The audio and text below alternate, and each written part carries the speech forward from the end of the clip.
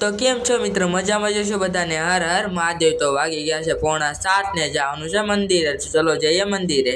મંદિરે પહોંચી ગયા ને મહાદેવને ચડાવી દીધું જળ।